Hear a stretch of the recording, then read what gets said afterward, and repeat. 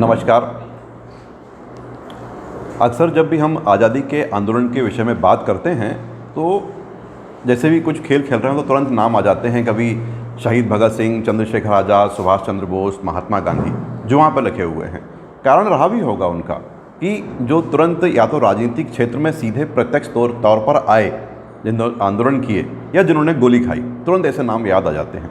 लेकिन हमें कुछ वैज्ञानिक होने के नाते भी और कभी इस विषय में बात निकल के आती है जो अप्रत्यक्ष रूप से इस विषय को भी ध्यान रख रहे हैं कि इनको सहायता कैसे मिलती रहे, ये बात भी निकल कर आती है। या हम केवल राजनीतियों के अलावा राजाओं महाराजाओं की श्रेणी देखते हैं तो हम ऋषि परंपराओं की बहुत सारी श्रेणी देख लेते हैं, जिसके अंदर शुश्रुत, पतंजलि और कई लोगों के नाम आते रहते हैं। कभी ये थोड़ा ध्यान दिया गया तो नाम याद आया कि ऋषि परंपरा आवश्यक नहीं है कि वहीं ख़त्म हो गई हो सकता है कि हमारे आसपास के जीवन में भी कोई ना कोई ऐसा मिल जाए। ऐसे ही मुझे एक मिले आचार्य प्रफुल्ल चंद्र रे। स्वभाव और चरित्र दोनों से वो एक ऋषि परंपरा के वैज्ञानिक थे। आचार्य शब्द इसलिए था क्योंकि वो पढ़ाते भी थे यूनिवर्सिटी के अंदर। अर्थात ऋषि मतलब अर्थात जो स्वयं प्रयोग कर कर देखने वाला हो, प्रायोगिक भी थे, सादगी पसंद थे, लगनशील मितव्ययी तो थे, दानशील और देशभक्त भी थे, और अंत में आत्मनिर्भर और वैज्ञानिक। इतनी सारी खूबियां करने के लिए आदमी को पूरा जीवन जीना पड़ता है। उन्होंने पूरा जीवन इस तरीके से जिया और लोगों को एक जो राह दिखाई, उनके पास एक बड़ी लंबी श्रेणी है। वो लंबी श्रेणी इस तरह से, अगर मैं सबसे पहले सूत्र बांधना शुरू करूं तो जो चंद्रयान 3 है यहाँ तक जाती है कि उनके जो कुछ छात्र निकले, कुछ छात्र रसायन बने, कुछ लोगों ने बम बनाया, कुछ लोग इस आए, कुछ एटॉमिक बम में गए, कुछ लोग कुछ साथी थे चंद्रशेखर वेंकट रमन, उनके जो साथी हुए वो इसरो में गए, कुछ डीआरडीओ में गए, और हमने अभी कुछ पिछले हफ्ते देखा ही कितनी सफलता प्राप्त की हुई है। ये भारत में रसायन विज्ञान के जनक माने जाते हैं। सादा जीवन, उच्च विचार वाले, बहुआयामी व्यक्तित्व के धनी से प्रभावित होकर, चूंकि श्रृंखला है तो महात्मा गांधी ने कहा था कि शुद्ध भारतीय परिधान में आवेष्टित इस सरल व्यक्ति को देखकर विश्वास ही नहीं होता कि वो एक महान वैज्ञानिक है। उस जमाने में अक्सर देखा जाता था कि महान वैज्ञानिक मतलब टाई लगाया हुआ है, कोट पहना हुआ है और कहीं ना कहीं भाषण दे रहा है।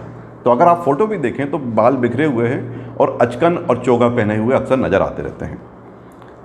और इनका एक कोटेशन अगर आप देखें, कभी सर्च करने का प्रयास किए तो अक्सर जब भी आप PC रे टाइप करेंगे या गूगल करेंगे, ट्रोलर करेंगे, तो नाम आता है कि साइंस कैन वेट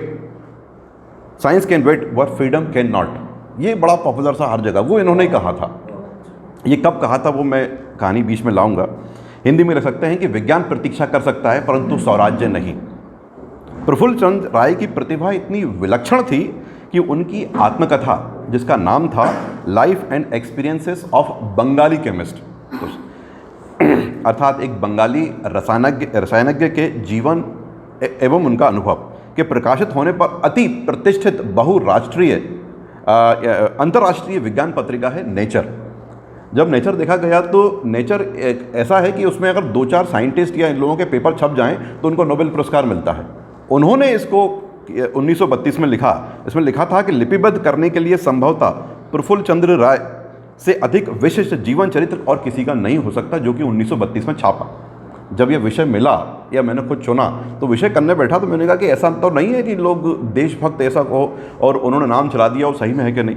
तो मैंने वाकई में देखा तो एक डिजिटल वाला साइन मिला और 1932 का फिर मुझे ये पेपर भी मिला, जिसको मैंने उद्धृत किया है। खैर अंग्रेजी में लिखा है, आवश्यक नहीं है उसको पूरा पढ़ना, लेकिन नेचर उस ज़माने तक पब्लिश करता है। और नेचर और साइंस 2 जर्नल ऐसे भी हैं जिनके इम्पैक्ट फैक्टर आज भी 45-46, जो कि बहुत हायर लेवल पर जाते हैं। उनकी कथा में विदेश की डिग्री है, निकले बांग्लादेश से हैं और अपमानित होकर कम वेतन पे काम करना भी है। स्वतंत्रता हेतु सतत योगदान करना है, मार्गदर्शन करना है, त्याग है, तपस्या है, दानशीलता है और आत्मनिर्भरता की प्रेरणा भी है, और साथ साथ फैक्ट्रियों की स्थापना भी है। और प्रसिद्ध नाम तो है ही है। उनके साथ में जो नाम थे उसमें नाम आता है भौतिक शास्त्री जगदीश चंद्र बसु का, प्रफुल्ल चंद्र राय का, और जो है चंद्रशेखर वेंकट रमन का। और इसलिए हो सकता है थोड़ी मेरी रुचि भी रही है, अगर थोड़ा सा हम थोड़ा हास्य भाव देखें तो इन सब के नाम के आगे चंद्र है और मेरे नाम के आगे भी चंद्रशेखर मालवीय है। और ख़ास बात ये है मुझे भी लगा कि जगदीश चंद्र बसु और ये और तीनों के तीनों इंग्लैंड पढ़ने गए थे और मैं भी गया था, और ये नाम मुझे ख़ास तौर से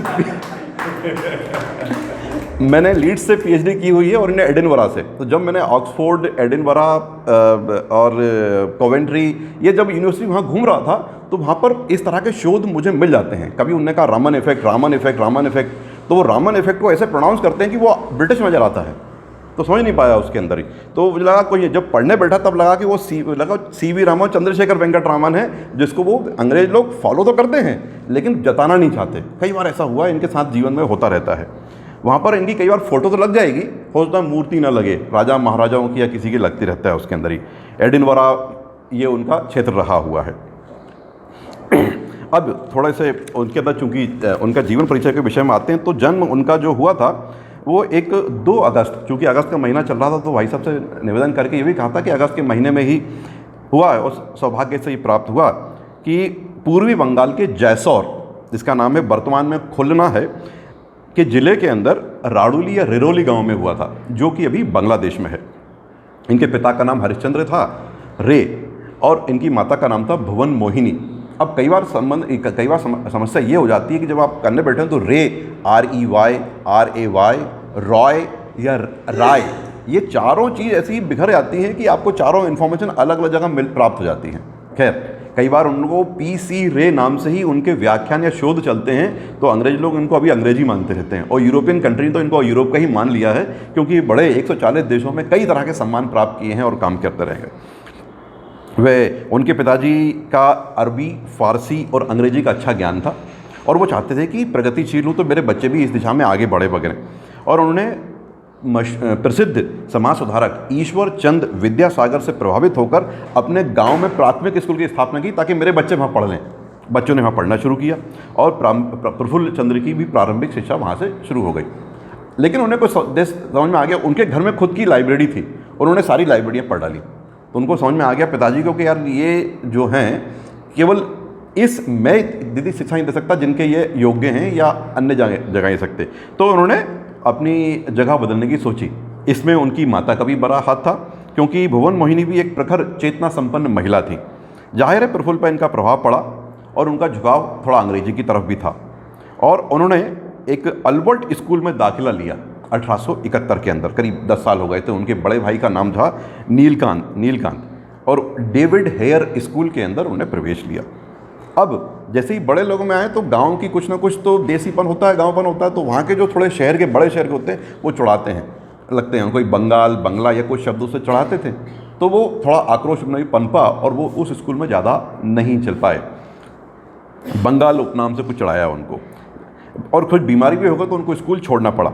उस दौरान अंग्रेजी और क्लासिक्स, बांग्ला की ऐतिहासिक और साहित्यिक रचनाएँ उन्होंने सारी पढ़ दी। उन्होंने स्कूल जाना बंद कर दिया, तो उन्होंने लाइब्रेरी में पढ़ना, तो उन्होंने सारी साहित्यिक रचनाएं उन्होंने वहाँ पर पढ़ ली। अब जब उनका जीवन थोड़ा बड़ा हो रहा था, तो हम उसके कार्यकाल को देखते हैं। करीब 1861 से 1971 या 1975 वाली बात चल रही है। अगर उस समय भारत में अन्य समकालीन लोगों को देखा जाए तो मुख्य लोग से नाम आते हैं। सबसे पहले बंगाल का नाम आता है, तो हम रविंद्रनाथ टैगोर सबसे पहले नाम आ जाता है। रविंद्रनाथ टैगोर जी इनसे 3 महीने छोटे थे, माफ़ कीजिएगा, रविंद्रनाथ टैगोर से ये 3 महीने छोटे थे उनके आसपास। वो नवंबर में थे, ये अगस्त में हुए थे। और इनके अंत में जब लिखा तो उन्होंने आखिरी में एक वाक्य भी अच्छा खासा लिखा था, मैं बाद में सुनाऊंगा उसके अंदर। मोतीलाल नेहरू इनके समकालीन थे, स्वामी विवेकानंद वे भी समकालीन में थे, लाला लाजपत राय और मोहनदास करमचंद गांधी तो भी उनके समकालीन लोगों में ही आगे बढ़ने वाली बात चल रही थी। आचार्य की ये चीज़ समझ में आ गई थी कि 10-12 वर्ष की आयु में भी इनकी पढ़ने में अत्यधिक रुचि थी, पढ़ते थे। 12 साल की उम्र में भी वो सुबह 4 बजे उठ जाते थे, और पाठ्य पुस्तकों के अलावा ये लोगों की जीवनियाँ पढ़ते थे, और ख़ासतौर से वैज्ञानिकों की जीवनियाँ। उसमें से ख़ासतौर से निकल कर आती है चैम्बर्स बायोग्राफी, उन्होंने कई बार पढ़ी। वे sir WM Jones John Leyden की भाषाई उपलब्धियाँ, फ्रैंकलिन की जीवनी, ये भी उन्होंने पढ़ डाली। 1879 में उन्होंने 10वीं कक्षा उत्तीर्ण कर ली, और फिर कॉलेज में जाते हैं उसके बाद, तो मेट्रोपॉलिटन कॉलेज में चले गए। वहाँ पर जब एक तो वो BA था, और एक खास विषय था उनका विज्ञान। हालांकि फ़ीस कम थी, लेकिन फ़ीस कम होने के कारण नहीं था। और वहाँ पर जो अल्बर्ट पेडलर महाशय थे, वो वैज्ञानिक कार्य करते थे, इससे वो विज्ञान से बड़े थोड़े प्रभावित हुए और उस क्लास में चले गए। अब एक खास नाम आता है कि उनको सही दिशा में, वो नाम है सुरेंद्रनाथ बैनर्जी का। उन्हें मार्गदर्शन के अंदर उन्होंने वो वहाँ पर अंग्रेजी गद्य साहित्य के वहाँ पर प्रोफेसर थे। और वहाँ पर एक नाम और आता है प्रशांत कुमार लाहिड़ी, वो अंग्रेजी कविता पढ़ाया करते थे। तो साहित्य भी हो रहा है और एक विषय उन्होंने विज्ञान का लिया था। तो अभी तक उनकी विज्ञान की दिशा तय नहीं हुई थी।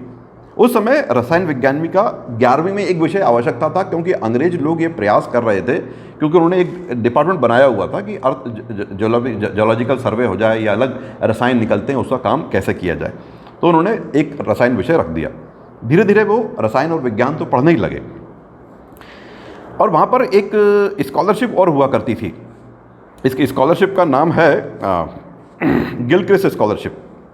तो वहाँ पर उन्होंने कहा कि तुम तैयारी करो इसके लिए, और पूरे भारतवर्ष में केवल 2 ही स्कॉलरशिप थी और उनका गिलक्रिस्ट स्कॉलरशिप मिल गई। उससे पहले नाम उनका साथ में आया है। मैंने शुरू में कहा था कि प्रफुल्ल, क्योंकि ये विषय होने वाला था, उसमें जगदीश चंद्र बसु भी थे। प्रफुल्ल चंद्र के मन में जब गिलक्रिस्ट स्कॉलरशिप की बात निकली तो उन्होंने उसका दिया भी एग्ज़ाम। इम्तिहान के मामले में ये लंदन विश्वविद्यालय की मैट्रिक परीक्षा के बराबर माना जाता था कि उसके बाद आप वहाँ पे कॉलेज जाएंगे। इम्तिहान करके लेटिन या ग्रीक का होना आवश्यक था। तो उन्होंने लेटिन और ग्रीक भी सीखी और जर्मन भाषाएं भी सीखी, और इस तरह उन्होंने उस एग्ज़ाम को छात्रवृत्ति मिली। और छात्रवृत्ति जब मिली तो अक्सर आता है कि पढ़ाई छोड़ दी, तो उनको यहाँ पर जो डिग्री चल रही थी उसको बीच में छोड़ना पड़ा। यह छोड़कर वो इंग्लैंड चले गए। नया देश, नए रीति रिवाज, प्रफुल्ल इन सब में भी जरा भी चिंतित नहीं हुए और अंग्रेज़ों की नकल उतारने के चक्कर में नहीं पड़े। वहाँ पर भी गए कि मुझे पढ़ना है, पढ़ाना है, और उन्होंने अपनी वही चीज़ अपनाई जो दिखती है, चोगा और उसको एक बोलते हैं चपकन। इन्होंने चोगा और चपकन पहना, इसी वेश में इंग्लैंड गए और वहाँ रहते गए। उस समय वहाँ पर जगदीश चंद्र बसु अध्ययन कर रहे थे और राय और बसु में वहाँ पर परस्पर मित्रता हो गई। कुछ लाइनें मैं जगदीश चंद्र बसु के विषय में यहाँ बताना उचित समझता हूँ कि इनका कार्यकाल भी 1858 से 1937 के बीच में ही रहा। भौतिकी, जीव विज्ञान और वनस्पति विज्ञान के साथ पुरातत्व में भी ये विशेषज्ञ अपनी रखते थे। इन्होंने खास तौर से, अक्सर हम मार्कोनी का नाम लगते हैं, लेकिन ये थे पहले जिन्होंने रेडियो और माइक्रोवेव के अंतर्गत अपने शोध कार्य किए। ये पहले थे जब उन्होंने कहा कि दीवार के पार एक कोई भी तरंग दैर्घ्य रही है, वेव जो है, किरण जा सकती है, इन्होंने खोज की थी। और ये पहले व्यक्ति थे जिनको पहला अमेरिकन पेटेंट मिला था, क्योंकि भारतीय भी तो इस तरह के विज्ञान में नहीं थे जिसे हम भौतिक विज्ञान या रसायन विज्ञान कहते हैं, परंतु अलग अलग शास्त्र होते थे और पेटेंट विषय में ज़्यादा रुचि रखते नहीं थे। तो ये पहले थे। इन्होंने रेडियो का बाद में विकास किया और लौट कर वहाँ बीमार पड़ गए तो उनको लौट के आना पड़ा। और यहाँ पर बंगाल साहित्य के अंदर बंगाल की में वैज्ञानिक कथाएँ लिखा करते थे। खैर, इन्होंने ही था कि अगर आप ध्यान रखें, क्रेस्कोग्राफ का आविष्कार भी किया था। और क्रेस्कोग्राफ के अंदर उन्होंने बाकी में दुनिया को बताया था कि जो अपन सोचते हैं कि हरित लवण हैं या जो पौधे जो हुआ करते हैं ये केमिकल के द्वारा काम करते हैं, उन्होंने कहा नहीं, इनके अंदर जो चेतना है, ये बुद्धि होती है, ये विद्युत ऊर्जा होती है। और उन्होंने कई तरह के पौधों को साथ में अलग अलग वोल्टेज प्रभावित करके बताया। उन्होंने बताया कि पौधों के अंदर अगर आप जहर दोगे, कोई दोगे तो शिथिल पड़ जाएंगे, मर जाएंगे या वोल्टेज कम करेंगे। तब वहाँ के जो समाज था उनको समझ में आया कि चेतना इस चीज़ की केमिकल वाली नहीं होती है, विद्युत भी प्रभावित होता है। ये चीज़ें उन्होंने बताई वहाँ के समाज को, तब समझ में आया। प्रेसिडेंसी कॉलेज के लिए उनके साथ एक घटना और भी हुई थी कि जब वो लौटकर यहाँ पर आए थे जैसी बोस, तो वहाँ पर उनको अंग्रेज़ों को तनख्वाह ज़्यादा मिलती थी और इनको तनख्वाह कम मिलती थी, जबकि दोनों के पास समान डिग्री हुआ करती थी। इन्होंने 3 गुना कम तनख्वाह में काम किया। वही घटना पीसी रे के साथ भी हुई है। तो और इन्होंने ही खास तौर से बताया था कि आप डार्विन के सिद्धांत के चक्कर में ना पड़ें, आपको बताएं केवल पौधों में नहीं, धातुओं में भी जीवन होता है। और उन्होंने जिंक और तांबे के अंदर विद्युत प्रवाह करके ये बताया कि ये भारतीय ज्ञान है या भारतीय ज्ञान की जो ऋषि परंपरा है, इसके अंतर्गत हर जगह चेतना चीज़ अलग होती है और भौतिक चीज़ अलग होती है। और उन्होंने तांबे के अंदर भी जान कैसे होती है, इस तरह के प्रयोग करके सिद्ध किए वहाँ पर। हम वापस लौटते हैं, क्योंकि उनकी दोस्ती चली रही थी, तो दोनों, एक फिजिक्स में बात कर रहा है, एक केमिस्ट्री के अंदर बात कर रहा है। और एडिनबरा में विश्वविद्यालय के अंदर वो अपनी पढ़ाई पूरी करते हैं और पीएचडी पूरा किया। और उन्होंने भी तांबा और मैग्नीशियम के समूह के अंदर कॉन्जुगेट सल्फेट का कार्य करते हुए उन्होंने अपनी डीएससी की उपाधि प्राप्त कर ली। जब डीएससी कर लिया तो उस समय वो जो थी कॉन्जुगेट बनाना, सल्फेट बनाना बड़ी काम थी, क्योंकि पूरा दवाइयों के अंदर वही उपयोग हुआ करता था। और वो पूरे के पूरे अंग्रेज चाहते थे कि यहाँ दवाइयाँ बने तो हम यहाँ पर एक्सपोर्ट करें और यहाँ पर पूरा के पूरा मेडिकल साइंस की जो दवाइयाँ हैं सप्लाई हुआ करें। उनके उत्कृष्ट कार्यों के लिए उनको 1 साल की PDF भी मिल गई, अध्येता वृत्ति। और एडिनबर्ग विद्यार्थी के समय उन्होंने रसायन सोसाइटी को अपना, रसायन सोसाइटी वहाँ पर जो हुई थी वहाँ पर उसके उपाध्यक्ष उनको चुन लिया गया। और करीब 6 साल बाद वो भारत वापस लौट कर आए और उनका उद्देश्य था कि मेरा शोध कार्य रसायन के अंदर जारी रहे। अगस्त 88 और जून 1989 के बीच लगभग 1 साल तक डॉक्टर राय को नौकरी नहीं मिली। अक्सर कई जगह देख के आते हैं विदेशी डिग्री लेकर आते हैं। खैर मेरे साथ भी कुछ ऐसे ही हुआ था। उस बात को छोड़ते हैं कि उस समय उन्होंने कोलकाता में जगदीश चंद्र बसु के घर पर रहे। वो उन्होंने कहा यहाँ पर लौट के आ गए उसके अंदर ही। इस दौरान खाली रहने पर उन्होंने रसायन विज्ञान और वनस्पति विज्ञान की पुस्तकों का उन्होंने अध्ययन किया। और रॉक्सवर्थ की फिर एक किताब थी फ्लोरा इंडिका, हॉकर की जेनेका प्लांटेरम की सहायता से कई पेड़ पौधों की प्रजातियों को पहचाना और संग्रहित करना शुरू किया। ये सब काम किया जा रहा है जिसका फल करीब 20 साल बाद आने वाला है। तो लगता है कि कोई भी कार्य जो होता है वो अभी नहीं हो रहा है कि आप तुरंत कर ले और निकल गए। वैज्ञानिकों के जो वैज्ञानिक हो या कोई भी प्रकार का विमर्श हो, उसका परिणाम प्रभाव तो तुरंत आ सकता है कि हाँ इसका प्रभाव हो रहा है, 20 लोग आ गए, 40 हो गए, लेकिन परिणाम उसका करीब 100 वर्ष बाद आता है। तो एक दवाई का नाम आता है हाइड्रोक्लोरोक्विन। जब उसका सर्च करने बैठा था, मैं अपने दिखाऊंगा, जब इसका अध्ययन जब कर रहा था तो इसमें अलग अलग तरह के रेफरेंसेस हैं। तो यूट्यूब वाले वीडियो भी देखें, विकिपीडिया के अलावा उनकी 2 जीवन कथाएं हैं, 2 वॉल्यूम में भी हैं और उनके 2 शास्त्र भी हैं। तो हाइड्रोक्लोरिन की जो फैक्ट्री के अंदर जो बेस बनता था वो इससे पहले इन्होंने ही बनाया था, जो 100 साल बाद आपको किसी और काम के लिए आया करता था। उस समय जो बीमारियाँ फैली थी, मलेरिया फैला था, उस काम के लिए हुआ करता था बेस, तो वो भी इन्होंने इनकी फैक्ट्री में वो बना करता था। व्यवसायिक जीवन के अंदर थोड़ा इनका एक दृष्टि डालें तो जुलाई 1989 के अंतर इनको 250 रुपये के मासिक वेतन पर रसायन विज्ञान के सहायक प्रोफेसर के रूप में नियुक्त किया गया। अब ये भी थोड़ी सी घटना है यहाँ पर बाद में है, तो थोड़ा यहाँ पर बात है सुना देते हैं। उस समय अंग्रेजों को वेतन करीब 1200 रुपये मिला करता था, ठीक है। इनको 250 रुपये किए गए और जब 250 रुपये जब किए गए तो इन्होंने मना किया कि भाई मैं भी वहीं से डिग्री करके आया हूँ जहाँ से आप करके आए हैं। तो अंग्रेजों ने कहा देखो भाई, यहाँ का नियम तो यही है और आपको लगता है कि कहीं और काम करना तो आपके लिए पूरे दरवाजे खुले हुए हैं, हमने नहीं कहा कि आप यहाँ काम करो। तो 3-4 उन्होंने बड़े अपमानजनक ऐसे वाक्य कहे तो और परिस्थिति जनने ऐसी रही कि उनको कम तनख्वाह में 250 रुपये में वहाँ कार्य करना पड़ा। लेकिन कार्य करने के लिए उनको मंच चाहिए था तो उन्होंने अच्छे कार्य किए। 1911 में वो प्रोफेसर बन गए और उसी वर्ष ब्रिटिश सरकार ने उनको नाइट की उपाधि दी। फिर 1916 से लेकर 36 तक वो एमरिटस प्रोफेसर रहे और 1933 में काशी हिंदू विश्वविद्यालय के संस्थापक मदन मोहन मालवीय ने आचार्य पुलकोचंद्र राय को DSc की मानद उपाधि से विभूषित किया और वे देश और विदेश के अनेक संगठनों में विज्ञान के सदस्य रहे। थोड़ी सी इनकी एक ख़त्म करने से पहले जो खोजें चल रही हैं वो उपयोगिता कैसे उसको देखें, क्योंकि ये सारे पुरस्कार अंग्रेज क्यों दे रहे हैं उसका भी कुछ ना कुछ कारण है। एक दिन आचार्य अपनी प्रयोगशाला में पारे और तेजाब का कोई प्रयोग कर रहे थे। हमको पता है कि जो पारा होता है कोई टिकता नहीं है। ये बड़ी समस्या हमारी नहीं, अंग्रेजों की समस्या थी, अंग्रेजों की समस्या थी। लेकिन जब बात कर रहे हैं तो ये उन्होंने कहा कि जब मर्क्यूरी को नाइट्रेट के साथ मिला देते हैं तो मर्क्यूरस नाइट्रेट नाम का अवाब बनता है, जिसमें पीले पीले क्रिस्टल दिखते हैं और वो एक तरह से जो है एक सॉल्ट है बन जाता है, वो स्टेबल हो गया। तो पहली बार उन्होंने आश्चर्य देखा अंग्रेजों ने, यार ये पारा स्टेबल कैसे हो गया। हालांकि इस विषय के अंदर उन्होंने अपने ग्रंथ में लिखा है और उसको अंग्रेजी में लिखते थे जो अंग्रेजों को समझ में आ जाए कि ये बहुत पहले चल रहा था। इसके अलावा अच्छा ये चीज़ें खोज तो कर ली। अब इसका मुझे ध्यान है कि मैं खोज कर लूँगा, अगर व्याख्यान दूंगा और लोगों ने कहा कि मर्क्यूरस नाइट्रेट और अमोनियम नाइट्रेट, इससे देशभक्ति का क्या संबंध, उपयोग क्या है। तो वहाँ पर ज़रूरत ये था कि पहले हम चमड़े के कपड़े पहना करते थे, जैकेट हो गई है, हैट हो गया है, कैप हो गया, चमड़ा हुआ करता था। प्लास्टिक या अन्य चीज़ें या कॉटन बहुतायत में नहीं था, चमड़े के पहना करते। जब चमड़े के कपड़े पहनते थे तो उसके अंदर बदबू आया करती थी, चमड़े की बदबू आया करती थी। ये वो एलिमेंट थे जिसको जब चमड़े को जिस फॉर्म में बनाना हो तो उसके ऊपर लेयर लगा के उसको मारा करते थे। तो सारे के सारे यूरोपियन कंट्री के अंदर इनका ये सल्फेट इतना बिकना शुरू हो गया, जिसका पेटेंट उन्हीं की देश को है कि वो सब हेडेड उनका पहना हुआ करते कि यार इतनी बड़ी समस्या आपने उस ज़माने की हल कर दी। इससे इनका भी विश्वास बनका कि ऐसे नाइट्रेट बन सकते हैं तो हम यहाँ भी बना सकते हैं।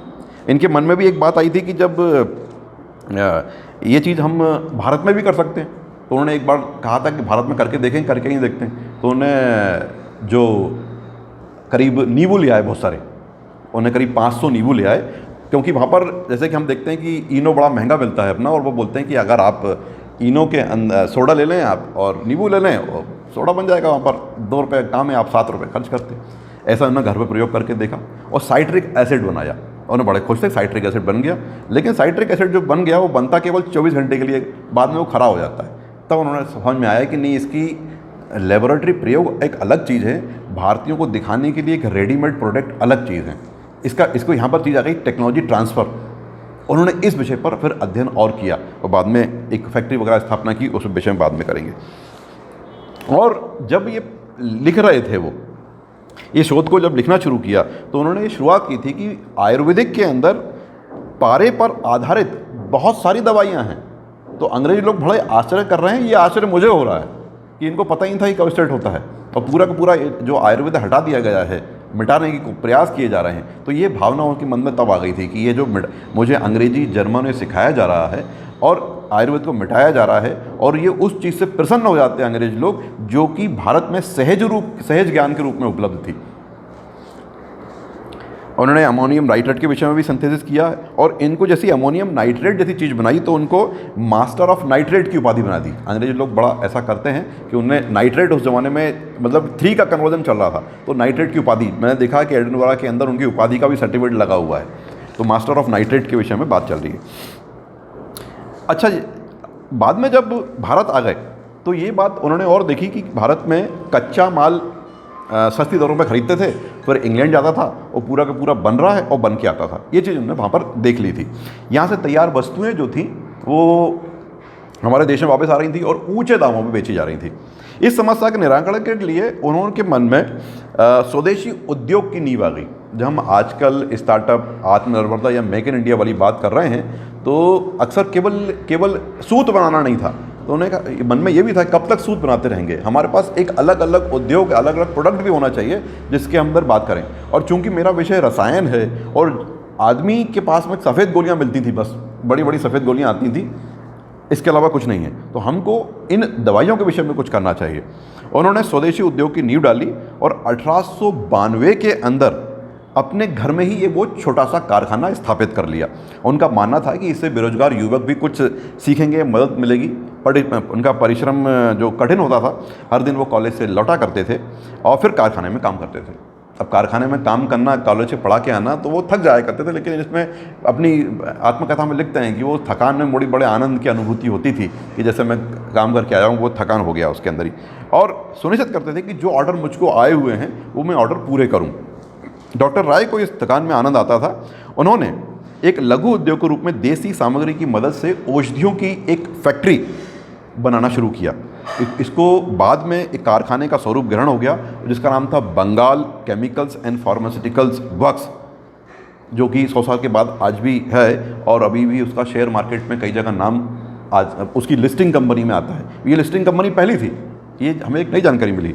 उसके द्वारा स्वदेशी उद्योगों में सौदेपुर में गंधक से तेजाब बनाना, सल्फेट बड़ी मुश्किल थी, सफाई कैसे करें, तो पानी डालने वाले ऐसे चलता था। ये चीज़ कारखाना जो पोट्री वर्क होता था, हमें चित्रकारी आती थी लेकिन चित्रकारी के अंदर वो बह जाता था, उन्होंने वो केमिकल बनाए कि pottery, Calcutta pottery works, Bengal enamels तथा स्टीम नेविगेशन, ये इतनी चीज़ें थी जिसमें केवल विज्ञान डाला और उन्होंने कई चीज़ें बनाई और कई लोगों को जो था स्वयं के दम पर खड़ा किया, कई लोगों काम किया हुआ था। ये बात 1892 के अंदर जब 8-10 साल चल रहे थे तो 1901 वाली बात भी आती थी। 1901 में जब गांधी जी कलकत्ता पहुंचे तब तक वो जुड़ गए थे यहाँ पर पूरे के पूरे। उन्हें पता था कि मैं रसायनज्ञ हूँ। गोपाल कृष्ण गोखले जी ने इनका परिचय करवाया था महात्मा गांधी जी से और उन्हें पूरे के पूरे जब परिचय कराया तब बोला कि ये प्रोफेसर हैं, एक कॉलेज के अंदर रसायन के प्रोफेसर हैं, इनको 800 रुपये तनख्वाह मिलती है और ये 40 रुपये घर रखते हैं, बाकी इस काम में खर्च कर देते हैं। और उनके साथ में पूरा इंतजाम किया गांधी जी ने, अच्छा सा करते हैं। उस समय चूँकि बाद में है लेकिन मुझे अभी प्रभाव पड़ रहा तो बात बोल देता हूँ कि उन्होंने चैप्टर 17 में भी लिखा हुआ है कि भाई मुझे एक ऐसा व्यक्ति मिला जो केवल सादे कपड़ों में रहता था, मुझे ताज्जुब होता था कि ऐसे लोग वैज्ञानिक होते हैं, क्योंकि गांधी जी ने वैज्ञानिक लोग वहाँ के देखे थे जो कि विदेशों के, लंदन के अंदर टाई वाई सूटेड वगैरह हुआ करते थे और राष्ट्रीय आंदोलन में इस तरह से वो काम चले। उस समय की मुझे घटना भी याद आती है कि जब गांधी जी आए थे, उन्होंने व्यवस्था करी, यूनिवर्सिटी में लेक्चर होने वाला था उनका। जब लेक्चर होने वाला था तो सब लोगों ने, और ये तब तक ये बड़े मशहूर हो चुके थे वहाँ पर अपनी शोध के विषय में, अपनी फैक्ट्रियों के बारे में, अपने काम के विषय में, अपनी दानशीलता के बारे में। तो गांधी जी तो बोल रहे थे, लेकिन इनके नाम के नारे चल रहे थे कि भाई पीसी रहे कुछ बोलें, पीसी रहे कुछ बोलें, और ये साइड में कोने में खड़े हुए थे। तो अब ये बोलने को खड़े हुए तो नहीं बोले, गांधी जी ने बोला भाई लोग तुम्हें सुनना चाहते हैं, इतने पॉपुलर हो तो आपका ही क्षेत्र कुछ बोलिए। ये जब वहाँ बोलने गए तब उन्होंने वो सेंटेंस बोला था एक, वो जाकर कि ठीक है साइंस ठीक है, तो उन्होंने कहा science can wait but freedom can not. इसका मतलब है कि विज्ञान प्रतीक्षा कर सकता है, स्वराज्य प्रतीक्षा नहीं करता, अतः गांधी जी की सुनो, वो जो बोलेंगे उस दिशा पे हमको कार्य करना है।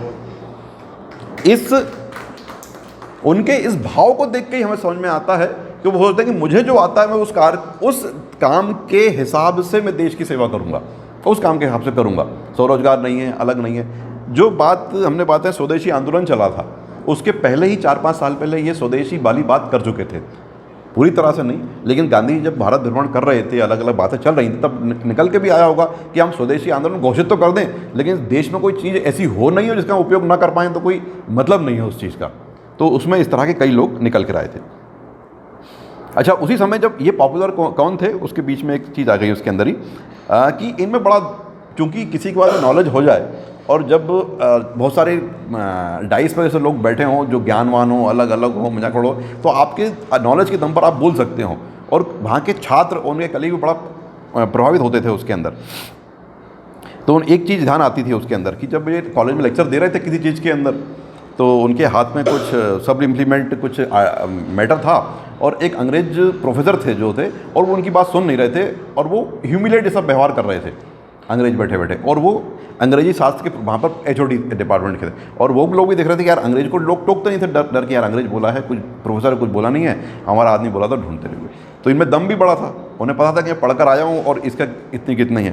तो उन्होंने कहा था कि मिस्टर सो एंड सो, जो भी हो mister so and so professor, see in my hand what is you can see this thing, कि मेरे हाथ में जो देख रहे हो 2000 साल पहले भारत के देश में घायल सैनिकों का या लोगों का उपचार इस एलिमेंट से करते थे जब इंग्लैंड के लोग जंगल के बेर खाते थे।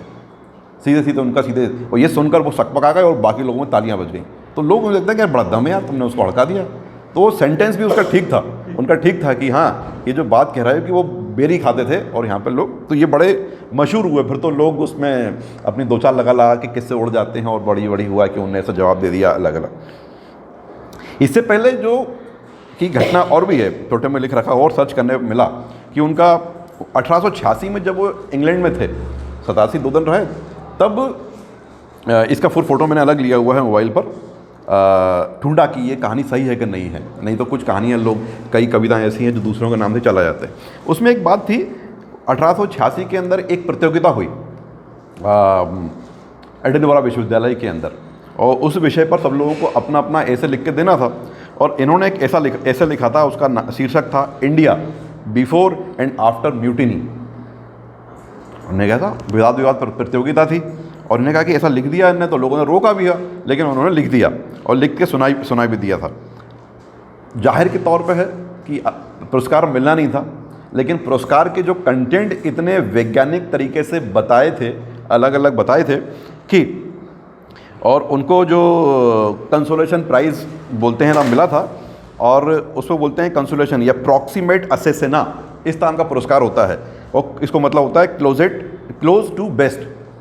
लेकिन जब ये काम उनने जब पूरा निबंध लिखा जिसका शीर्षक था भारत विद्रोह के पहले और बाद में, और अंग्रेजों ने जो क्या क्या लूटा, क्या क्या किया, किस तरीके से लिखा, उसमें लिखा था उसके अंदर कि अंग्रेजों लोगों ने जो डिपार्टमेंट खोला हुआ वहाँ पर इसलिए नहीं खोला कि भारत की समृद्धि करना है, बल्कि इसलिए खोला हुआ है कि वहाँ पे खनिज निकले हुए हैं, खनिज हमको मिल जाएँ, उनका सर्वे हो जाए तो हम उसको यहाँ बुला लें, और यहाँ पर हम कच्चा माल से पक्का माल बनाएं, वापस भेजें। ये साफ साफ लिखा था उन्होंने, और पूरे वैज्ञानिक तरीके से लिखे थे, आंकड़ों सहित लिखे थे।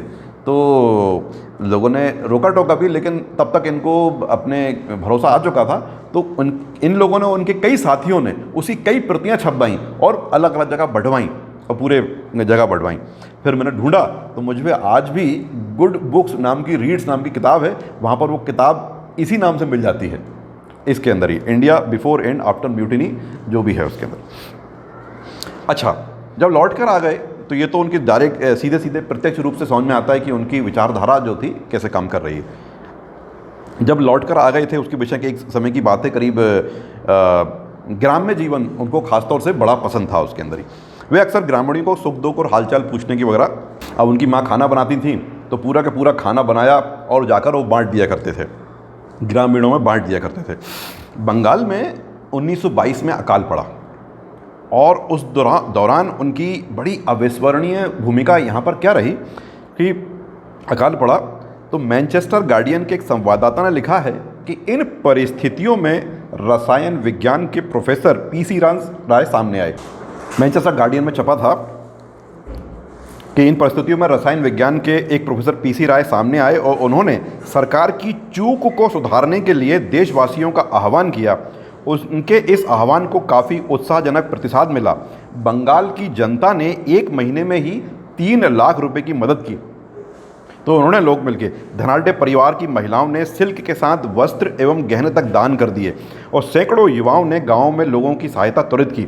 डॉक्टर राय की अपील इतनी उत्साहजनक थी कि बंगाल की जनता में एक उत्साह तक फैल गया। तो ये वही थे जब आए थे, तो इनके साथ थे, नाम आता है बीच बीच में, पूरी तरह से मुझे सबूत नहीं मिले, लेकिन मेघनाथ साहा का नाम पता था, चौधरी जी का नाम आया है और साथ में इनके सुभाष चंद्र बोस का नाम भी आया हुआ है एक उद्धरण के अंदर। तो ये उनका था कि रसायन के अलावा लोगों को जागरूक करने के लिए भी कि मुझे सामान्य चेतना कैसे बिठानी है, और इन लोगों के साथ भी काम करने आया है। आचार्य ने स्वतंत्रता आंदोलन में सक्रिय भागीदारी निभाई थी। इन्हें गोपाल कृष्ण गोखले से लेके महात्मा गांधी तक सभी से इनका मिलना जुलना था। कलकत्ता में सभा करने वाली बात जो बताई चुका हूँ मैं आपको, उन्होंने एक भाषण में एक बात निकल कर आई है कि मैं रसायन शाला का प्राणी हूँ। मतलब कई लोगों ने कहा कि सीधे सीधे मुक्त आप काम क्यों नहीं कर रहे हैं, जाकर आंदोलन करते हैं, सब कुछ काम करते हैं, आंदोलन क्यों नहीं करते। मैं रसायन शास्त्र का प्राणी हूँ, मगर ऐसे भी मौके आते हैं जब वक्त का तकाजा है कि टेस्ट ट्यूब छोड़कर देश की पुकार सुनी जाए। टेस्ट ट्यूब, तो ये सामने सीधे समझ में आता है कि टेस्ट ट्यूब छोड़ के देश की पुकार सुनना है, तो प्रत्यक्ष की जगह उन्होंने इस तरह से कहा कि जब सूखा आया, बाढ़ आई, तो स्वयं भी काम किया और अन्य लोगों को भी साथ लेकर वो काम करते गए। मैनचेस्टर गार्डियन का जो अंग्रेजी वाला था बताई चुका हूँ मैं आपको, तो उन्होंने कहा था कि जो अंग्रेजी नहीं कर पा रहे वो ये कर रहे हैं। उनका सीधा सीधा मतलब ये था।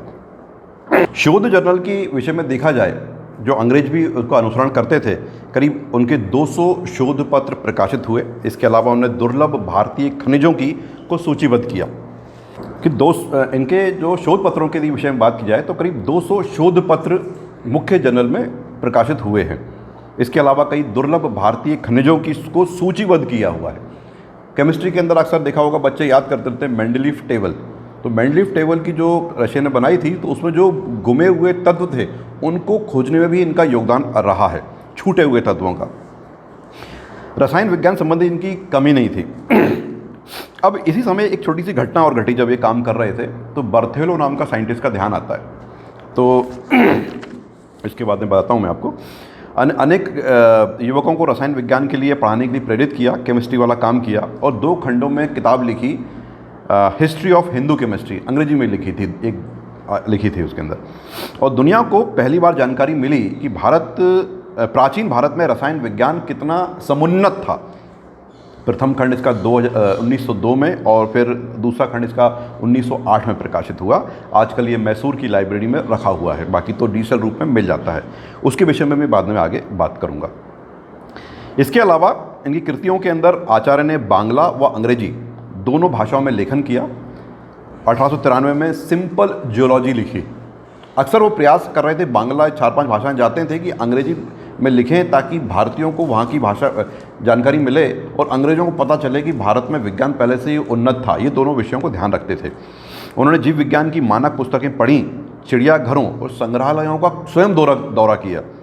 उन्होंने वासुमती, भारतवर्ष, बंगवानी, बांग्लावाणी, प्रवासी, आनंद बाजार पत्रिका, मानसी जैसी पत्रिकाओं में बहुत सारे लेख लिखे। ऐसा कहा जाता है कि उन्होंने अपनी आय का 90% भाग तक दान कर दिया था। 1922 में उन्होंने महान वैज्ञानिक कीमियागर थे, वो केमिकल्स थे, नागार्जुन पर पुरस्कार शुरू किया और 1936 में आशुतोष मुखर्जी के नाम पर एक पुरस्कार शुरू किया था। और जब रिटायर हुए थे तो करीब 1,80,000 रुपये पूरे ही दान कर दिए थे। इनके निधन के अंदर एक है कि 16 जून 1944 को कलकत्ता में इनका देहावसान हो गया। उनके बारे में university college of science London ने एक F.G. डोनम ने लिखा है कि सर P.C. राय का जीवन केवल एक संकीर्ण दायरे में बंधे प्रयोगशाला विशेषज्ञ बनकर नहीं रहे। अपने देश की तरक्की तथा आत्मनिर्भरता हमेशा उनके आदर्श रहे। उन्होंने अपने लिए कुछ नहीं चाहा तथा सादगी एवं मितव्ययता का कठोर जीवन जिया। राष्ट्र एवं समाज सेवा उनके लिए सर्वोपरि रहे। वे भारतीय विज्ञान के प्रणेता हैं। ये सब वहाँ पर छपा है लंदन की लाइब्रेरी के अंदर। उन्होंने सन्यासी उव्रत जीवन बिताया। उन्होंने परिवार नहीं बसाया। वे जीवन भर अविवाहित रहे। सांसारिक बंधनों तथा मोह माया एवं परिग्रह से अपने को कोसों दूर रखा। अपने देहावसान से पूर्व आचार्य प्रफुल्ल चंद्र राय ने अपनी समस्त संपत्ति सामाजिक कार्यों के लिए दान कर दी थी। ऐसा था ऋषि तुल्य प्रेरणादायी उनका व्यक्तित्व एवं कृतित्व। सचमुच वे विज्ञान जगत के एक ज्वालामय थे। तो ये तो उनकी पूरी कहानी हो गई है जो कि उन्होंने पूरा किया हुआ है। अब मैं कुछ कुछ चीज़ें बताता हूँ कि उन्होंने काम क्या किया है जो कि सीधे या अप्रत्यक्ष रूप से लेकर यहाँ तक आता रहता है। तो सबसे पहले ये काम दिया है कि कोई भी काम करे तो आपने खुद को किया हुआ अगली बेलें कितनी सींची। तो कुछ चार नाम में लिखे हुए हैं कि उनके छात्र कौन से रहे। तो सबसे पहले रहे सत्येंद्र नाथ बोस, अक्सर सुनने में आता है। ये क्वांटम मैकेनिक्स के थे, ये काम किया हुआ है। इनको भी पद्म भूषण पुरस्कार मिला है। और बोस आइंस्टीन, इस के ऊपर उन्होंने अपने नियम 2 सिद्धांत बनाए हुए हैं। मेघनाथ साहा, ये भी अंतरिक्ष विज्ञानी थे और संसद के सदस्य भी रहे हैं बाद में। ज्ञानेंद्र नाथ मुखर्जी, ये भी पद्म भूषण हैं और ये भी केमिस्ट रहे हैं वहाँ पर। ज्ञान चंद्र घोष, केमिस्ट, पद्म भूषण। और जो IIT खड़गपुर जो है, इसके पहले जो IIT खड़गपुर था उसके ये निदेशक रहे हैं। ये तो उनके जीवन के अंदर हो गया है। अब हम थोड़ा सा उनके कार्य को थोड़ा सा करके देख लेते हैं।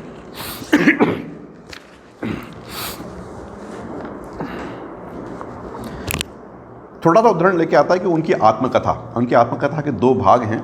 अब व्यक्ति जब एक विज्ञान है तो आत्मकथा में भी क्या लिखता है उसके भाव नज़र आते हैं कि वो किस विधि में। तो विज्ञान है तो विज्ञान की या इंजीनियरिंग वाली बातें करते हैं। वो क्या लिखते हैं कि अगस्त 1870 में मैं पहली बार कलकत्ता आया। मैंने अगस्त का महीना पूरा कलकत्ता में बिताया और मुझे खुशी हुई कि लगभग रोज़ ही मुझे नए नए दृश्य देखने को मिल रहे हैं। नए जल की आपूर्ति अभी अभी हुई है और शहर को फिल्टर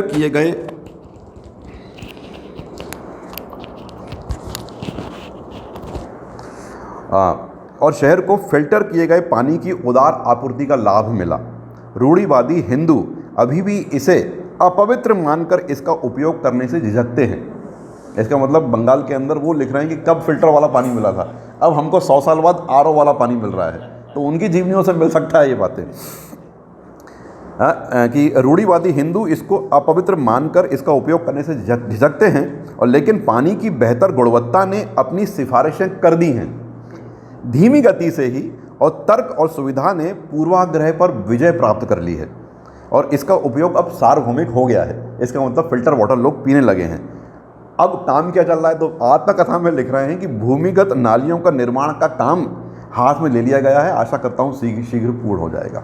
ये कलकत्ता शहर के बारे में उनकी सोचना है। 1879 के अंदर बेंजामिन फ्रैंकलिन की उन्हें आत्मकथा पढ़ी और उन्हें एक पतंग प्रयोग काइट एक्सपेरिमेंट के लिए लिखा और जिससे उनको विज्ञान में रुचि बढ़ी कि बात केवल रसायन की नहीं है, भौतिकी की भी है, कैसे विषय में आगे बढ़ा जा सके। 1882 के अंदर अखिल भारतीय प्रतिस्पर्धा हुई जिसके अंदर लिखते हैं कि मुझे गिलक्रिस्ट छात्रवृत्ति मिली और वो उससे ही UK गए। यहाँ पर BA की डिग्री, यहाँ पर जो थी BA की डिग्री थी विज्ञान विषय के साथ, उसको छोड़ना पड़ा था उनको। 1886 में BSc, 1887 में DSc और वहाँ पर उनको होप पुरस्कार मिला था रसायन पर काम करने के लिए एडिनबरा से।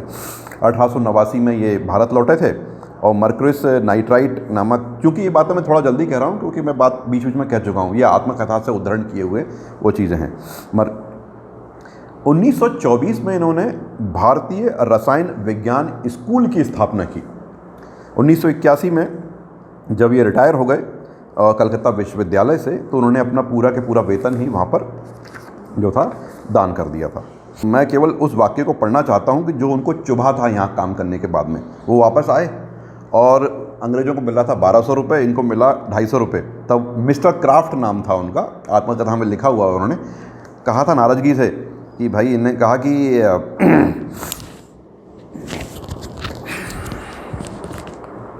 ज़िंदगी में सभी तरह के काम धंधे तुम्हारे लिए खुले हैं, तुम इसी नौकरी को स्वीकार करो जिसके लिए तुम्हें किसी प्रकार का दबाव तो नहीं डाला जा रहा। अगर तुम्हें अपनी योग्यता को इतना अधिक समझते हो तो व्यवहारिक क्षेत्र में कोई स्वतंत्र कार्य करो, उसे प्रकट करो।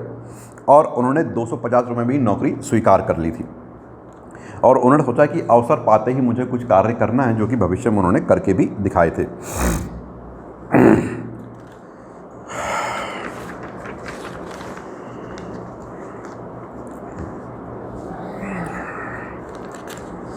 अब बर्थेलो नाम की बात यहाँ पर आता है कि बर्थेलो, बीच में एक नाम बताया था मैंने, तो बर्थेलो ने कुछ खोज करी वहाँ पर और भारत के अखबारों में क्या छपवाया, एक अपमान वाला विषय था।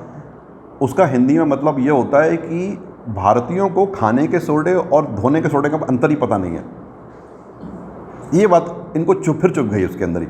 अब धोने अलग होता है और उन्होंने लिखा और फिर उन्होंने वो लिख को पढ़ा, बाकी को समझ में आया नहीं अंग्रेजी में क्या लिखा है। पोटेशियम नाइट्रेट और कैल्शियम, ठीक है, उनको समझ नहीं आया, और सॉरी सोडियम क्या समझ में नहीं आया उनको। तो उन्होंने बर्थेलो को चिट्ठी लिखी और लिखा हुआ है कि हमारे यहाँ पर रसेंद्र संग्रह है,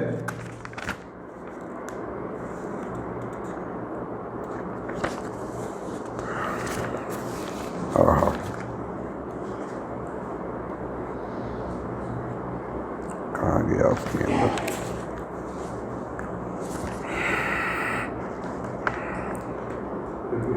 जी हाँ।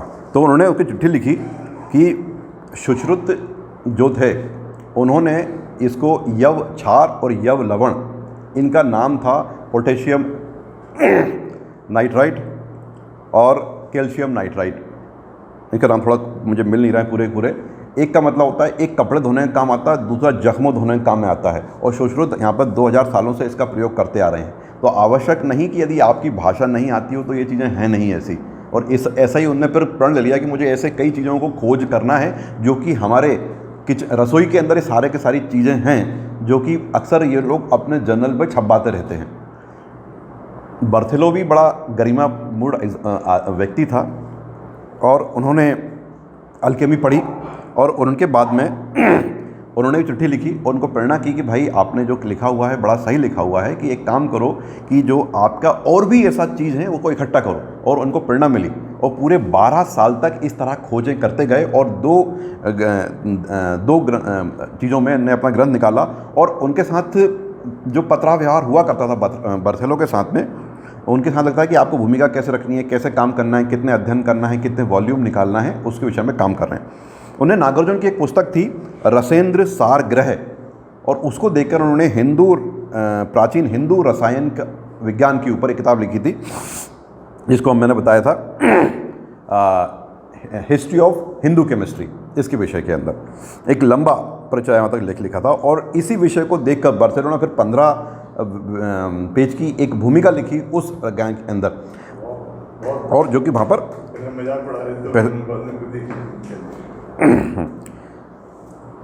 ऐसा फिर उन्होंने कई भी चीज़ों पर लिखा जो कि बीच में नहीं आ रहे थे, चूँकि वैज्ञानिक विषय इसलिए है। बाद में बर्थेलो ने किया, ठीक है, बर्थेलो ने एक अत्यंत महत्वपूर्ण विद्यापूर्ण समीक्षा लिखी जो जर्नल ऑफ सॉवेंट में प्रकाशित की और आचार्य राय की बड़ी भूरी प्रशंसा की। जब बर्थेलो ने वहाँ लिखी तो बाकी अपने आप उनको फॉलो करने लगते हैं कि अच्छा वहाँ पर ये हुआ, यहाँ पर बर्थेलो किसी के विषय में लिखा है, बर्थेलो ने किसी के विषय में लिखा हुआ है। तो इस तरह वो बड़े प्रसिद्ध हो गए और उनको कई बार वहाँ पर बुलाया गया और यात्राएँ भी हुई। हालांकि 1912 में इंग्लैंड के दूसरे प्रवास के दौरान डरहम विश्वविद्यालय के कुलपति ने इन्हें अपने विश्वविद्यालय में मानद डीएससी दी और रसायन के क्षेत्र में इन्होंने करीब 120 शोध पत्र प्रकाशित किए थे, जो बधाई हो चुकी है उसके अंदर ही। अच्छा, जब नाम लगता है the history of Hindu chemistry, अब या तो अपन केमिस्ट्री की किताबें पढ़ते हैं, आईआईटी वगैरह के लोग तैयारी पढ़ते हैं, केमिस्ट्री फार्मूले लिखे होते हैं, तो उसके अंदर केमिस्ट्री का मतलब होता है रसायन, इसका मतलब रस आना चाहिए। तो रस शास्त्र नहीं था, ये रसायन विज्ञान था। उनको लगता है कि रसायन विज्ञान में रस तो है ही नहीं है, रस कैसा है उसके अंदर। तो क्या लिखते हैं वो कि the history of Hindu chemistry एक ऐसी पुस्तक है, बोलते हैं कि पेशे से मैं रसायनज्ञ हूँ सर प्रफुल्ल चंद्र राय द्वारा लिखी गई है। यद्यपि वे रस शास्त्र में गलती के क्षेत्र में गलती से आ गए, लेकिन उन्होंने ईमानदारी से काम किया। अर्थात उनको बांग्ला, अंग्रेजी, ये साहित्य की रुचि बचपन से चली आ रही थी। चूँकि उनका विषय इसमें था तो उन्होंने बड़ा रसपूर्ण लिखी हुई है, तो रस शास्त्र के अंदर आ जाती हुई उन्होंने बड़ी ईमानदारी से काम किया और विषय को पूर्ण न्याय हो सके, इस विषय में सभी क्षेत्रों को समेटते हुए उन्होंने अपनी इस पुस्तक को करीब 12 वर्षों में की अवधि में पूर्ण किया है। पुस्तक तर्कसंगत विचारों से, वैज्ञानिक विश्लेषणों से और स्वदेशी विचारों से पूरी तरह से समृद्ध है। पहले के भाग में 8 प्रकार के यंत्रों की बात की गई है। यंत्र के चित्र बनाए हुए हैं कि ऑसिलेशन कैसे होता है, काम कैसे करते हैं। उन चीज़ों को लग के जो अंग्रेज लोग हैं उस पर एक्सपेरिमेंट करने की चीज़ें बनाया करते थे। ये पुस्तक अंग्रेजी में लिखी गई और इस तरह सभी लोगों ने स्वागत किया और शीघ्र ही लोकप्रिय हो गई। इसके द्वारा पूरी दुनिया का उनका ध्यान हुआ है। यदि कहा जाए कि इस ग्रंथ के प्रकाशन के बाद रस शास्त्र की अवधारणाओं का वैश्वीकरण शुरू हुआ तो ये अतिशयोक्ति नहीं है। हालांकि लगभग 1 शताब्दी से अधिक पुरानी है, किंतु महत्व इसका आज भी रखा हुआ है और लाइब्रेरी में रखी हुई है, जिसके विषय में हम कहा चुका। प्रेसिडेंसी कॉलेज के अंदर काम करते करते आचार्य प्रफुल्ल चंद्र राय को तत्कालीन फ्रांसीसी रसायनज्ञ की बात आई थी, जिसकी हम बात कर चुके हैं। वो थी ग्रीक अल्केमी। अल्केमी का जो एक नावल पढ़ा होगा अपन ने ना, अल्केमिस्ट। तो अल्केमिस्ट का अगर हिंदी में देखें तो नाम आता है कीमियागिरी। कीमियागिरी के अंदर या अल्केमिस्ट को उसको बोलते हैं जो आपके लोहे को सोना बना दे। तो ये बाद में आती है कि उस लोहे को सोना बनाना केवल बात ही है, बात ये है कि एक धातु को दूसरी धातु में परिवर्तित कर दे, ये उद्देश्य उसके अंदर किया गया है। तो उन्होंने कई चीज़ें फिर कार्य किया हुआ है कि तांबा, जिंक, इन चीज़ों को कैसे किया जा सकता है। और यहाँ पर इस कीमियागिरी की क्या परंपरा है कि वो स्वास्थ्यवर्धक कैसी हो, आपके शरीर के लिए कैसी फ़ायदेमंद हो, क्या खाना चाहिए, इन चीज़ों के लिए होता है। इस ग्रंथ के अंदर ये उस तरह की एक किताब निकली आई कि दुनिया में बाकी रसायन पढ़ें। जिस तरह अपन देखते हैं कि स्वामी दयानंद सरस्वती की सत्यार्थ प्रकाश है कि उन्हें अलग अलग धर्मों के विषय में अध्ययन करके भी कुछ उपसंहार दिया हुआ है। तो इन्होंने भी अलग अलग रसायनों का, क्योंकि रसायन सागर तो था नागार्जुन का लिखा हुआ, उसको पूरा लिखा हुआ है उन्होंने, लेकिन उन्होंने अपने अनुभव भी थे कि इससे यहाँ पर फ़ायदा हो सकता है, इससे यहाँ पर फ़ायदा होता है, कुछ इस तरीके से लिखा हुआ है। आचार्य ने इस ग्रंथ में बर्थेलो, ब्लूमफील्ड, कोलब्रुक और गोबले, ये पूरे थे, उनके अनुच्छेदों को उद्धृत किया है, बिना उनका अनुवाद किया कि उन अंग्रेजी में जो लिखा हुआ है कि वो दे रहा हूँ। आप जो लोग, इसका मतलब उन्होंने केवल 2 बार लिखना शुरू नहीं किया कि उन्होंने जो खोजें की उनको वैसे ही लिखा है और फिर अपना संस्कृत से जो अंग्रेजी में लिखा है उसको लिखा हुआ है कि नहीं ये खोजें पहले हो चुकी हैं या ये खोजें पहले हो चुकी हैं, इसका उपयोग पहले इस प्रकार हो सका है। पुस्तक के दूसरे भाग के अंदर प्रधानाचार्य बृजेंद्र नाथ सील के पेपर हैं। इन्होंने भी प्राचीन हिंदुओं के जो यंत्र संबंधी हैं, हम देखते हैं करीब 1000 करीब सुश्रुत जी ने छोटे छोटे यंत्र दिखाए थे जो कि किस अलग अलग प्रकार के सिजेरियन होते हैं, सुई होती है, पेन होती है, उसको निकालें। या हम आसवन की प्रक्रियाएं, डिस्टिलेशन देखते हैं 10-11 प्रकार के किस प्रकार होते हैं। अभी बताया कि जैसे पारद जो है वो इकट्ठा नहीं हो पाता, ऐसी जिंक का भी आता है कि आपको पहली बार में अलग नहीं होता है, वो तीसरी बार में अलग होता है। तीसरी बार में अलग कैसे करें, तो उसकी डेंसिटी के हिसाब से उसको अलग अलग स्तर पर उसका आसवन किया जाता है ताकि तीसरी बार में उसका शुद्ध रूप निकल कर आए, तब अलग अलग अवयवों निकाल के आए। इन्होंने ही जब ग्रंथ लिखा तब अंग्रेजों को एक नई चीज़ पता चली जिसके अंदर बड़ा फ़ायदा हुआ कि अभी तक जो खोजें हुआ करती थी कि तांबा, पीतल वगैरह जो होता था उनको पता नहीं था, निकाल लिया तो कुछ ना कुछ केमिकल प्रोसेस करते थे। ये उनको इस ग्रंथ से पता चला कि किसी धातु को जलाने के बाद उसकी जो लौ निकलती है वो किस रंग की है, तो बता सकते हैं धातु कौन सी है, ये उन्होंने बताया था। अर्थात आचार्य ने बताया है कि अगर तांबे को जलाओगे तो नीली लौ निकलेगी, अगर आप टिन को जलाओगे तो कबूतर के रंग सी लौ निकलेगी, और शीशे को जलाओगे, लेड जैसे बोलते हैं, तो हल्के पीले रंग की ज्वाला निकलेगी। इस तरह उन्होंने कई प्रयोग करके बताया। तो उनको पता क्या करना, छोटा छोटा निकालना, जला के देखना है। जो आजकल भी हमारे यहाँ जो सुनार वगैरह जो होते हैं, हालांकि वो घिस वगैरह अलग चेक कर देते हैं, लेकिन ये अंग्रेज़ों को पता चला। तो जो ये खजाने खनिज वगैरह थे निकले हुए हैं, इस तरह निकली हुई है। जब मैं वैज्ञानिकों का स्वतंत्रता में योगदान पढ़ रहा था तो उसमें अलग अलग भी आता था कि जब निकाल लिया कि कुछ वैज्ञानिक ऐसे भी थे, चाहे जगदीश चंद्र बसु हों या अर्थशास्त्री हों, यहाँ पर हैं, तो उन्होंने भी क्या किया, जब खोजें निकाल ली तो अंग्रेज़ों को नहीं बताया उन्होंने कि यहाँ पर वो खोजें हैं। यहाँ के किसी और राजा महाराजाओं को या भविष्य के लिए रखी हुई रही कि अंग्रेज़ों को नहीं बताना है कि यहाँ पर वो खोजें पाई जाती हैं उसके अंदर ही। खैर, अंग्रेज़ों ने एक डिपार्टमेंट बनाया था इन चीज़ों को बनाने के लिए। आचार्य ने विशेष टिप्पणी की है कि हमारी जानकारी में इतना पहले अन्य भूभाग पर धातुओं के इतने क्वालिटेटिव टेस्ट, गुणात्मक परीक्षण का इस विधि से प्रयोग नहीं किए गए। पूरे यूरोप में तब ये काम नहीं हुआ करता था। भारतीयों ने ही सबसे पहले रसक कैलेमाइन नामक अयस्क से जस्ते का निष्कर्षण की विधि बताई, और इसको बोलते हैं रस रत्न समुच्चय में वर्णित यह विधि इतनी वैज्ञानिक है कि रसायन विज्ञान ने किसी भी आधुनिक ग्रंथ का ज्यों से त्यों उद्धृत किया जा सकता है, जो कि इन्होंने दोनों किताबों में उस भाषा में और इस भाषा में श्लोकों तक बताया हुआ है। भारतीयों को ऊर्ध्वपातन वर्टिकल डिस्टिलेशन होता है, वो डिस्टिलेशन आजकल काम आ रहा है कि समुद्री पानी को पीने योग्य कैसा बनाया जाए, ये विषय में आता है। डिस्टिलेशन इसको बोलते रहते हैं। क्योंकि पारद, टिन और शीशा मिश्रित हो जाता है, इन अशुद्धियों को दूर करने के लिए उसको 3 स्टेज के अंदर ही काम किया जाता है इसके अंदर ही।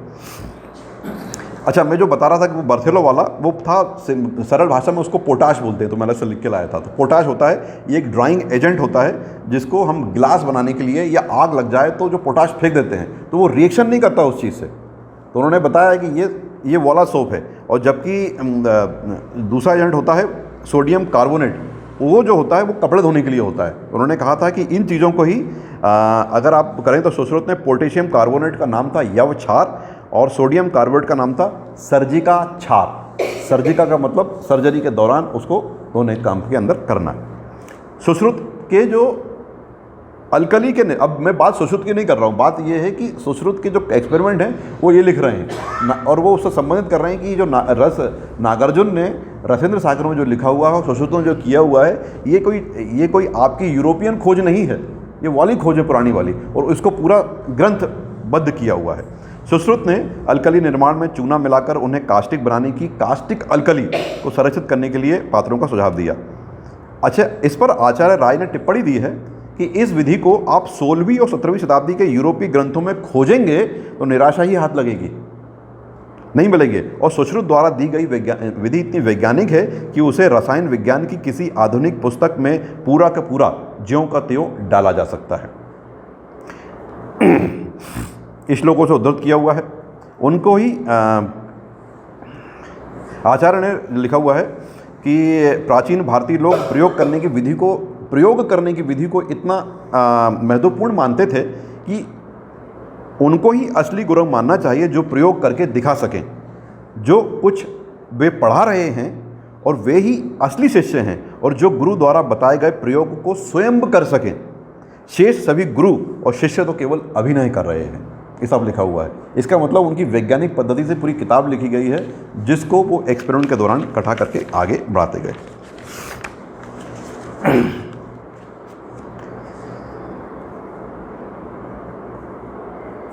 अंत में बस ये बोलना चाहूँगा मैं कि इस कथा का अंत में कविता जैसी बात हुई थी उस कविता से करते हैं। इस पूरा जो भी व्याख्यान दिया हुआ है, हालांकि पूरा वैज्ञानिक रहा था, मैं कोशिश कर रहा था कि स्वतंत्रता में कहाँ कहाँ चीज़ें आएँ। कुछ प्रयास किए हैं मैंने। रेफरेंस में रहें कि उनकी खुद की आत्मकथा है, पीसी राय की एक है, एशियाटिक सोसाइटी द्वारा उनकी जीवनी छापी गई है, life and experience of A chemist. YouTube पर एक इंडिया साइंस का चैनल है जो कि भारतीय वैज्ञानिकों का कार्य और उनको योगदान बताते रहते हैं, और उनकी स्वयं की किताब है हिस्ट्री ऑफ हिंदू केमिस्ट्री। शोध पत्र तो काफ़ी हैं, 2 ग्रंथ हैं इसमें बताए जाते हैं। इनकी दानशीलता के विषय में एक बात निकल कर आई थी जो कि बड़ी अच्छी लगी थी मुझे, वो मैं बताता हूँ, 1 मिनट आपको।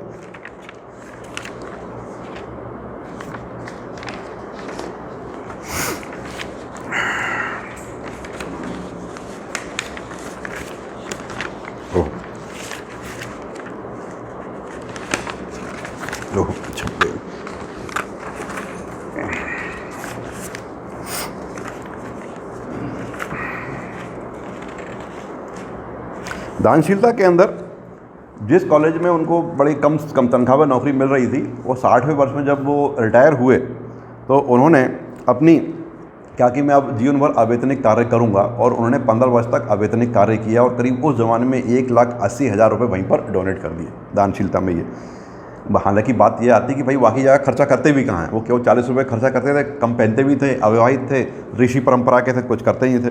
1921 में बाढ़ आई तो उन्होंने मेघनाथ साहब, सुभाष चंद्र बोस और धीरेन्द्र जी के साथ में 3 लाख इकट्ठे किए और वो भी सब डोनेट किए और एक संस्था बना के अलग अलग कार्य करते गए। और जो लोग, उन्होंने इसी समय जो पुरस्कारों की स्थापना की, वो जरूर एक बताने की आवश्यकता है कि उन्होंने जो भी अपना रिटायरमेंट के बाद जितना ही पैसा बचता है उसका एक फंड बनाया और 2 पुरस्कारों की स्थापना की है। उससे पहले बताते हैं कि उन्होंने आत्मनिर्भरता के लिए भी कार्य जो किया था कि विज्ञान को के द्वारा आत्मनिर्भरता कैसे होता है। उन्होंने पहली स्वदेशी कंपनी बनाई थी और जिसका नाम था, बता ही चुका हूँ, Bengal chemicals and pharmaceuticals limited, जिसके अंतर्गत उनकी कंपनी की स्थापना की। और इसका गांधी जी ने व्याख्यान किया था बेंगलोर में जाकर कि विज्ञान की दैनिक उपयोगी चीज़ों को आप उद्योग में लाइए। अब आप देखिए जो भी काम किया है कि आपका गन्ना रस के अंदर कितनी महत्वपूर्ण चीज़ें हैं, तो उनके व्याख्यान के अंदर ये विषय भी आता जाता है।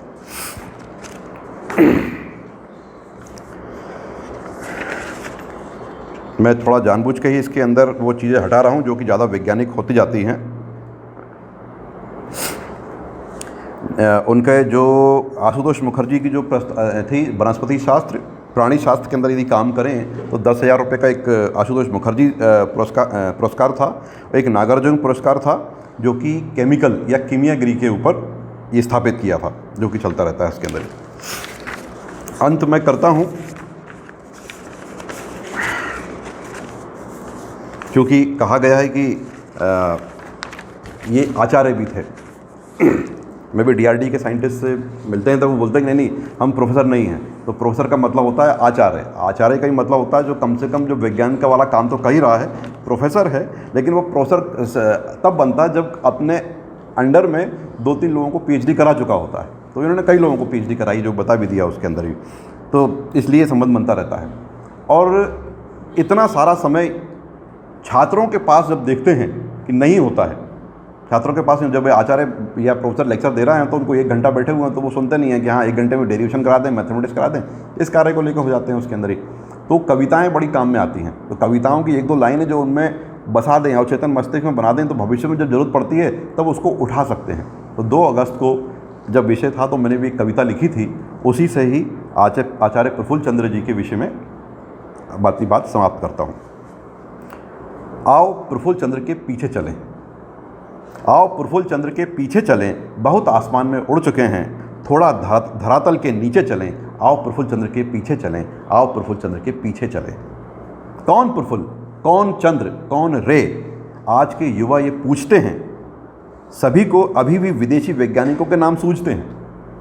कौन प्रफुल्ल, कौन चंद्र, कौन रे, आज के युवा ये पूछते हैं, सभी को विदेशी वैज्ञानिकों के नाम ही सूझते हैं। प्रफुल्ल चंद्र पक्के देसी थे, गए थे प्रदेश डिग्री करने विज्ञान की, वहाँ देखा अंग्रेजी में लिखा है वही जो बातें हैं शास्त्रों में भारत महान की। प्रफुल्ल चंद्र पक्के देसी थे, गए थे प्रदेश डिग्री करने विज्ञान की, वहाँ देखा कि अंग्रेजी में लिखा है वही जो बातें हैं शास्त्रों में भारत महान की। बस फिर तो भारत माँ की सेवा में जीवन खर्च डाला, एक ग्रंथ हिंदू रसायन शास्त्र का इतिहास रच डाला। आज उसी इतिहास की डोर खींचे चलें, आओ प्रफुल्ल चंद्र के पीछे चलें, आओ प्रफुल्ल चंद्र के पीछे चलें। उन्होंने कहा कि विज्ञान प्रतीक्षा कर सकता है, उन्होंने कहा कि विज्ञान प्रतीक्षा कर सकता है, स्वराज नहीं, हम भविष्य में आराम कर सकते हैं, पर हरगिज आज नहीं। उन्होंने कहा कि लग जाओ सभी एक काम पर, कि देश पहुँचे उस मुकाम पर जहाँ मुँह न ताकना पड़े किसी का दवाइयों के नाम पर। उन्होंने कहा कि लग जाओ सभी एक काम पर, कि देश पहुँचे उस मुकाम पर जहां मुंह न ताकना पड़े किसी का दवाइयों के नाम पर। रे ने न केवल कहा बल्कि करके दिखा दिया, बंगाल केमिकल्स कारखाना खड़ा किया। जब गुलामी में सारा भारत सोया था, जब गुलामी में सारा भारत सोया था, तब प्रोफेसर रे ने आत्मनिर्भरता का बीज बोया था। आज उसी बीज को सींचे चलें, आज उसी बीज को सींचे चलें, आओ प्रफुल्ल चंद्र के पीछे चलें, आओ प्रफुल्ल चंद्र के पीछे चलें। आचार्य जीवन भर अविवाहित रहे, आचार्य जीवन भर अविवाहित रहे, सच्चे ऋषियों सा जीवन जिया, राजाओं सा वेतन था, पर थोड़ा पहना, थोड़ा खाया, थोड़ा पिया। माँ भारती के सच्चे बेटे रसायन के जनक रहे, माँ भारती के मुकुट में वे सोने की चमक रहे। ऐसी अमरता का जीवन जीते चलें, ऐसी अमरता का जीवन जीते चलें। आओ प्रफुल्ल चंद्र के पीछे चलें, आओ प्रफुल्ल चंद्र के पीछे चलें। धन्यवाद।